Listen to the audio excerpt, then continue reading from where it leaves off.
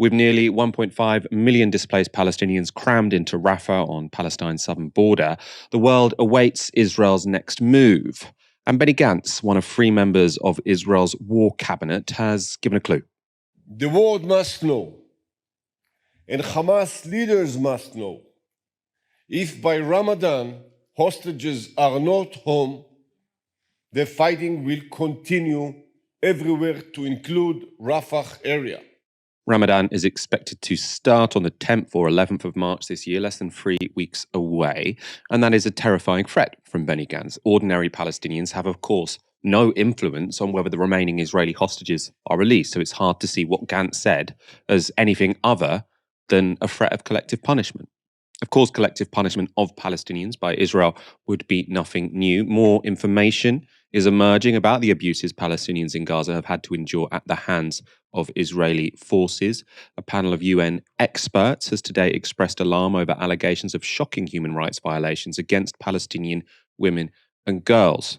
The members of the UN Working Group on Discrimination Against Women and Girls said this: "We are shocked by reports of the deliberate targeting and extrajudicial killing of Palestinian women and children in places where they sought refuge or while fleeing.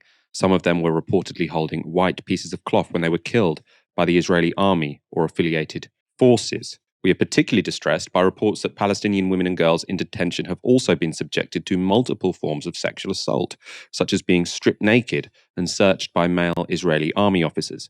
At least 2 female Palestinian detainees were reportedly raped, while others were reportedly threatened with rape and sexual violence." The group's members also expressed concern over allegations that on at least one occasion, Palestinian women detained in Gaza were kept in a cage in the rain and cold without food. The UN report isn't the only one detailing horrific violence against civilians in Gaza. This opinion article appeared in the Los Angeles Times this weekend. It has this headline: "I'm an American doctor who went to Gaza. What I saw wasn't war, it was annihilation." Irfan Galaria arrived in Gaza at the end of January, working at the Gaza European Hospital near Khan Yunis, a city then under continual Israeli assault. This is how he describes conditions in the hospital. "I began work immediately, performing 10 to 12 surgeries a day, working 14 to 16 hours at a time. The operating room would often shake from the incessant bombings, sometimes as frequent as every 30 seconds. We operated in unsterile settings that would have been unthinkable in the United States. We had limited access to critical medical equipment. We performed amputation of arms and legs daily using a gigli saw, which is a Civil War era tool, essentially a segment of barbed wire. Many amputations could have been avoided if we'd had access to standard medical equipment. It was a struggle trying to care for all the injured within the constructs of a healthcare system that has utterly collapsed." It's an absolutely brutal piece of writing, and this is one of the more disturbing accounts he gives. "I stopped keeping track of how many new orphans I had operated on. After surgery, they would be filed somewhere in the hospital. I'm unsure of who will take care of them or how they will survive. On one occasion, a handful of children, all about ages 5 to 8, were carried to the emergency room by their parents. All had single sniper shots to the head. These families were returning to their homes in Khan Yunis, about 2.5 miles away from the hospital, after Israeli tanks had withdrawn. But the snipers apparently stayed behind. None of these children survived." Now, snipers don't accidentally fire bullets into children's heads, so if true, this would amount to the most serious of war crimes. There have, of course, been many allegations of widespread atrocities committed by Israeli troops in Gaza, much of it coming from Palestinians and international organizations based in Gaza. But Israel is also providing plenty of evidence themselves, apparently completely unembarrassed by their abuses of the human rights of Palestinians. Now, most of that footage has been posted by IDF soldiers and settlers on social media platforms, so somewhat a disorganized fashion that this is being shared. But now Israeli TV station Channel 14 has aired a news segment showing the IDF's treatment of captive Palestinian men. In the footage, an IDF commander describes a group of Palestinian men bound, blindfolded, and kneeling on the ground as Hamas terrorists. Some of them, claims the commander, participated in the October 7th attacks, and he tells other IDF men that the men killed families and children and were picked up at checkpoints in Gaza. He also says that anyone who tries to fight arrest is killed. One younger soldier says he finds it hard to stand near the bound men. The commander says they all do, but there are no innocent people. Later in that clip, the commander interrogates one of the captured men who says that on the 7th of October, he was at home working in a furniture store. The commander then turns to the other soldiers and says, they all start like that, but eventually they tell the truth. Perhaps there's a connection between that phenomenon and torture. This report from Euromed Human Rights Monitor was published last week. According to Gazans detained by the IDF, the military tortured them naked and allowed Israeli civilians to watch. The report is based on multiple reports from former detainees held in 2 different detention camps on the border of the Gaza Strip. According to Euromed, the reports mark a worsening of conditions for Gazans detained by the IDF, who are also subjected to, quote, cruel torture, enforced disappearances, arbitrary arrest, and denials of a fair trial, among other atrocities. Helena, that footage from Israeli news sort of showing, they're calling them a mass terrorist. They could be. I have no faith in due process by the Israeli military when it comes to Palestinians. We know they essentially kidnap lots of people without any kind of charge. That's gone really viral on social media, I think, because people were sort of shocked that the Israelis seem proud of this. I'm not sure I've seen anything like it before. I mean, what was your reaction? I mean, the image that this conjures in my mind are all of the same things that we saw from Guantanamo Bay or Abu Ghraib, these kind of things, these images that we saw all of those years ago. What this is, to me, is emblematic of the kind of dehumanization of the other that you get when you administer an apartheid regime.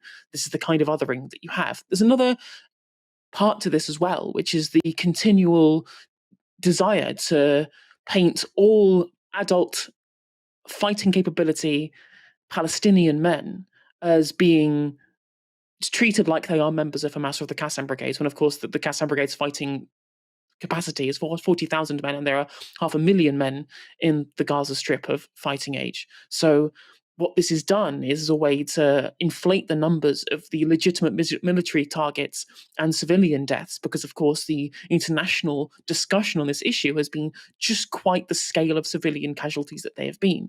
So you have to massage those figures somewhat by trying to ensure that you can paint the picture of more people dying as being legitimate military targets than necessarily have been, by using this broad category of what constitutes a legitimate military target. One thing I would also talk about, if we're going to talk about the level to which the Israel are unembarrassed of their own output on these things, and Channel 14 in specific, there was another story from Channel 14 just yesterday discussing what's called the Netzarim corridor. Now, this is a 2-kilometer wide exclusion zone between North and South Gaza. So this is where an old Israeli settlement used to be, and they've paved a road from the armistice line all the way to the Mediterranean Sea, using it as a checkpoint in which people cannot cross from the south back up to the north. This 2-kilometer long exclusion zone involved the demolishing of 2 separate hospitals within this area as well. And the only people who are allowed to cross are quote unquote legitimate humanitarian convoys. And I'm sure there'll be very stringent restrictions on what they might be. What first this is a direct violation of the statements made by Antony Blinken over there being no reduction in territory within Gaza. Of course, there is this 2-kilometer long exclusion zone, and there is, of course, the buffer zone around the armistice line of 1 kilometer as well, which is in violation of what Blinken said as well. And on top of that, my mind is cast back to when Elon Levy, in conversation with Christian Guru Murthy, specifically said, well, of course, if we're going to attack Rafah, we want to get civilians to get out of the way, so they have to go back up north to places already cleared. I'm like, but if you're going to have the North Gaza completely removed from where anybody within Rafah can get to, then there is literally nowhere for them to go, which then we have to go back to what Benny Gantz was saying earlier on in that clip about there being no choice in terms of the ultimatum when they eventually could attack Rafah post-Ramadan should Hamas not release the hostages, which of course they have offered a hostage deal on a 4-month ceasefire, which Israel have rejected at this point.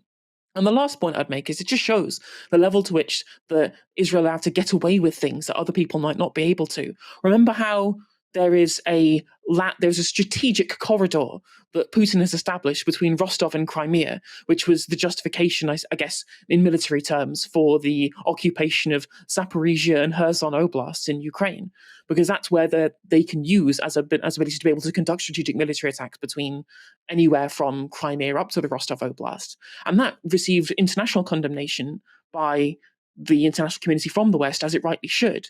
Yet when we get the same amount of what is occupation in terms of Gaza and this exclusion zone, which involving demolishing loads of buildings, including hospitals, absolute silence and crickets. I wonder why.